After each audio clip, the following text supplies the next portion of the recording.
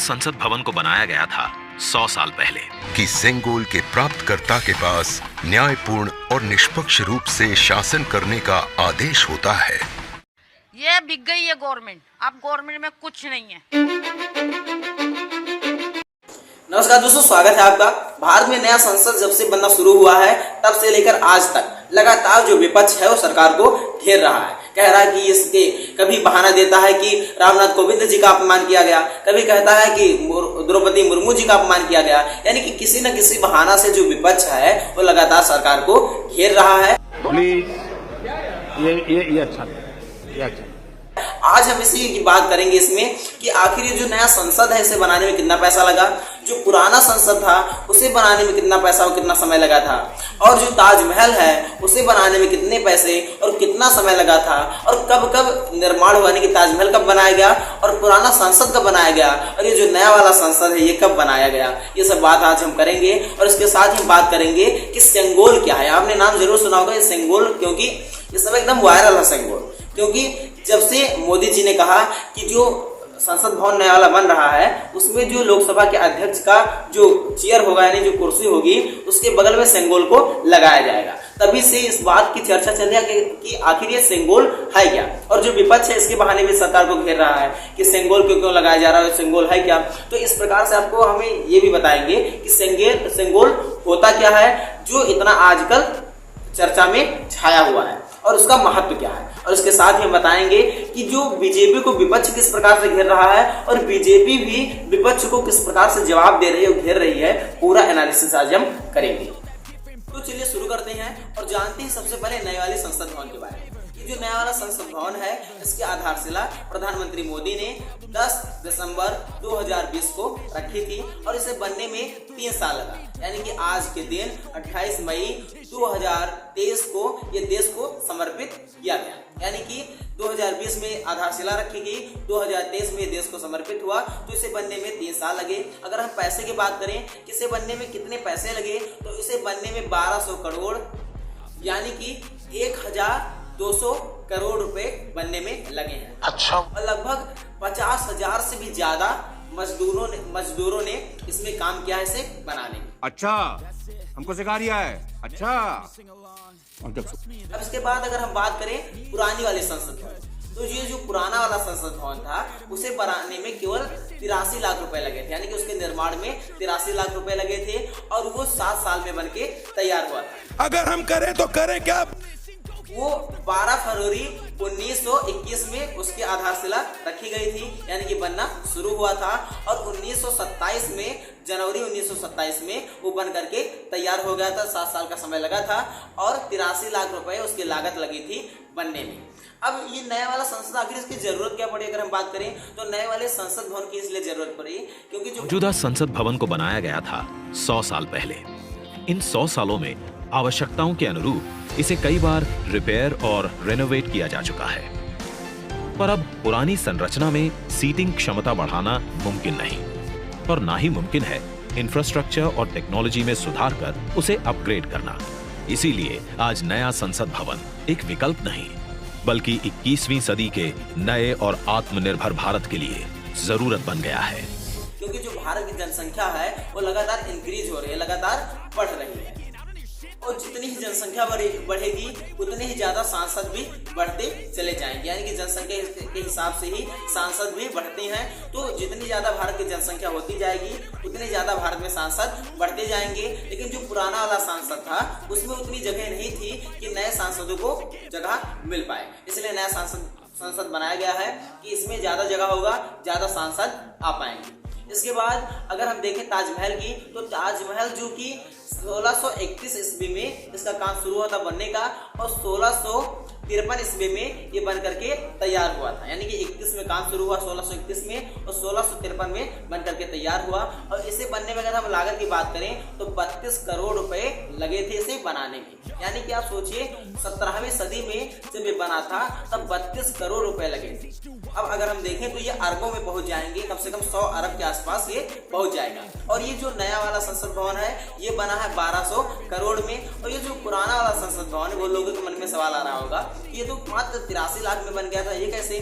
तो आप देखिए, अगर आज के 100 साल पहले का आप मूल्यांकन करिए कि आज का जो पैसा है और 100 साल पहले का जो पैसा है तो इसमें कितना अंतर है। पहले जो भारत का पैसा होता था वो दुनिया में बहुत बड़ा होता था, यानी कि अमेरिकी जो मुद्रा है उससे भी बड़ा भारत का मुद्रा होता था। तो इस हिसाब से अगर आप देखिए तो आज जितने पैसे लगे हैं उतने ही पैसे तब भी लगे रहे होंगे उस समय के पैसे के अनुसार।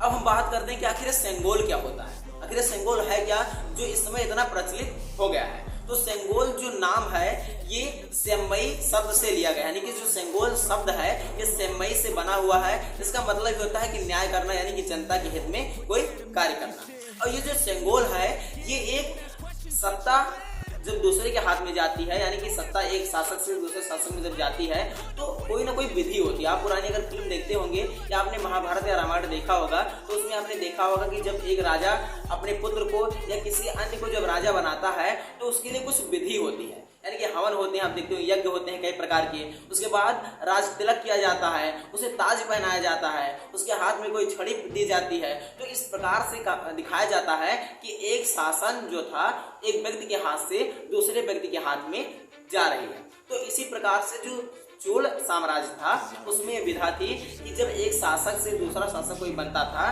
तो ये जो सेंगोल होता है वो शासक के पास होता था, और जब कोई दूसरा शासक बनाया जाता था तो सेंगोल दिया जाता था, जिससे पता लगता था कि सत्ता परिवर्तन हो रहा है, यानी कि एक व्यक्ति की सत्ता अब दूसरे व्यक्ति के पास जा रही है। यानी कि एक शासक की जो पावर है वो सारी पावर किसमें है? सेंगोल में है, और जब सेंगोल जिसके पास चला गया तो वो शासक हो जाता था। यानी कि एक प्रकार से ये जिस प्रकार से ताज होता है राजा का, जिस प्रकार से तिलक होता है राजा का, और कोई राजा बनता है तो कई सारे यज्ञ किए जाते हैं, उसी प्रकार से एक शासक के हाथ से जब दूसरे शासक के हाथ में शासन जाता है तो सेंगोल एक प्रतीक है कि सत्ता एक हाथ से दूसरे हाथ में जा रही है। जब अंग्रेजों ने भी भारत को शासन दिया था, भारतीयों के हाथ में शासन को सौंपा था, तो उस समय भी एक बहुत गंभीर मुद्दा बना था, और अंग्रेज अधिकारी ने जवाहरलाल नेहरू से पूछा भी था कि आखिर हम किस प्रकार से क्या करें कि लगे कि हाँ सत्ता का परिवर्तन अब हो गया है। तो वहां पर भी कई सारे जो विद्वान है, श्री राजगोपालाचारी जो थे, वो उन्होंने भी ये कहा था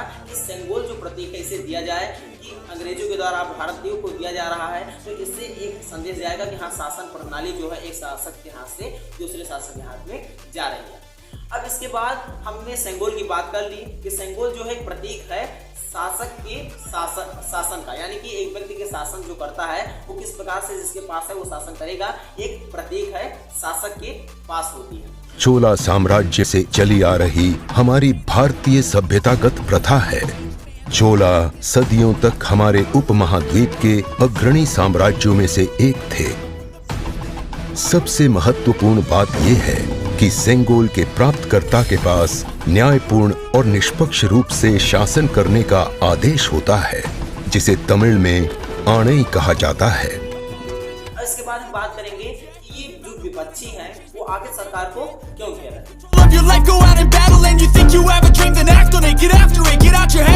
तो जो विपक्षी हैं वो सरकार को इसलिए घेर रहे हैं क्योंकि वो बहाना बना रहे हैं या दिखावा कर रहे हैं कि सच में उन्हें कितना प्रेम है ये तो वो खुद जाने, लेकिन वो दिखा रहे हैं कि जब शिलान्यास हुआ था, यानी कि शिला भूमि पूजन जब हुआ था, तो उस समय रामनाथ कोविंद को भी नहीं बुलाया गया था, और जब आज के दिन राष्ट्रपति द्रौपदी मुर्मू को भी नहीं बुलाया गया, तो जो विपक्षी हैं कांग्रेस सहित आप हो गया, कांग्रेस, सपा ये और ये ममता बनर्जी, ये सब मिल करके कह रही हैं कि देखिए बीजेपी जो है वो दलितों पर कितना अत्याचार कर रही है और दलितों को किस प्रकार से असम्मानित कर रही है, यानी कि किस प्रकार से दलितों की बेइज्जती कर रही है। क्योंकि जो इस समय मुर्मू जी हैं वो देश के सबसे सर्वोच्च आसन पर आसीन है, और उसके बाद भी उन्हें नहीं न्योता दिया जा रहा है। तो इस प्रकार से कांग्रेस और विपक्षी दिखा रहे हैं कि देखिए जो बीजेपी हो केवल दिखावा करती है, बल्कि असल में ये दलितों का सम्मान नहीं करती है। इसीलिए देखिए जो प्रथम नागरिक है जिसे पहले आना चाहिए उसे न्योता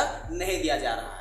और दूसरा भी तर्क दे रही है जो विपक्षी हैं, वो कह रहे हैं कि देखिए प्रथम नागरिक को ना बुला करके प्रधानमंत्री को बुलाया जा रहा है, क्योंकि ये प्रधानमंत्री जो है वो देश को दिखाना चाहते हैं कि मैंने इस देश के लिए क्या क्या किया, बल्कि वो जो पैसे जनता देती है, जो कर देती है, उसी से बनाया गया है। इस बात सही भी है कि कर से ही बनाया गया है, क्योंकि कोई भी सरकार अपने पास से पैसा नहीं लगा के बनाती है, लेकिन वो विपक्ष बता रहे हैं कि देखिए कर से ही बनाया गया है। लेकिन मोदी जी पूरा श्रेय खुद को लेना चाहते हैं, इसलिए वो जो प्रथम नागरिक देश की है, महामहिम जो है देश की, यानी कि द्रौपदी मुर्मू जी हैं, उनको भी न्योता नहीं दे रहे हैं और खुद मोदी जी हर जगह पहुंच जाते हैं।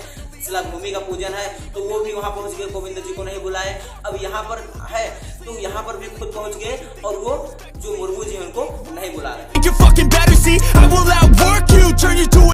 अब बीजेपी वाले भी इसके पीछे कहाँ रहते हैं, उन्होंने भी शुरू कर दिया। वो कह रहे हैं, बीजेपी के जो प्रवक्ता हैं वो कह रहे हैं कि देखिए ये जो कांग्रेस है या फिर जो विपक्षी है, ये भी केवल दिखावा कर रहे हैं। यानी कि विपक्षी भी कह रहे हैं कि बीजेपी दिखावा कर रही है, बीजेपी कह रहे हैं कि विपक्षी वाले दिखावा कर रहे हैं। अगर इन्हें महिला का और आदिवासी का यानी कि मुर्मू जी का इतना ही सम्मान करते थे, तो फिर जब चुनाव हो रहा था तो उस समय ये दूसरे को क्यों खड़ा किए थे इनके खिलाफ? अगर इतना सम्मान कर रहे थे तो निर्विरोध इन्हें जितवा देते। तो आखिर इनके खिलाफ किसी दूसरे व्यक्ति को खड़ा करने का क्या इनका मंशा था, क्योंकि ये सम्मान नहीं कर रहे थे। और दूसरा तर्क बीजेपी दे रहा है कि अब ये कह रहे हैं कि महामहिम को नहीं बुला रहे, प्रधानमंत्री जा रहे हैं। लेकिन आप ये बताइए, जब छत्तीसगढ़ का विधानसभा का भी शिलान्यास करना था तो वहां पर सोनिया गांधी गई हुई थी, जो कि किसी पद पे नहीं थी, वो केवल यूपीए यानी कि कांग्रेस की अध्यक्ष थी और अध्यक्ष के नाते उन्हें बुलाया गया था। वो तो मुख्यमंत्री भी नहीं थी, फिर भी उन्हें बुलाया गया था। और जो मोदी जी हैं वो तो देश के प्रधानमंत्री हैं, 135 करोड़ जनता ने उनको चुना है, फिर आए हैं इस पद पर। तो वो अगर करते हैं किसी चीज का शिलान्यास तो इससे विपक्षियों को दिक्कत क्यों है? क्योंकि ये जो मोदी है वो लोगों के द्वारा चुने गए व्यक्ति हैं और जो सोनिया गांधी थी वो केवल एक दल की अध्यक्ष थी और इसलिए उस समय राज्यपाल को नहीं बुलाया गया, बल्कि इनको बुलाया गया शिलान्यास के लिए। तो ये जो दिखावा कर रही है कांग्रेस, ये बिल्कुल गलत कर रही है, ऐसा बीजेपी के प्रवक्ता कह रहे हैं।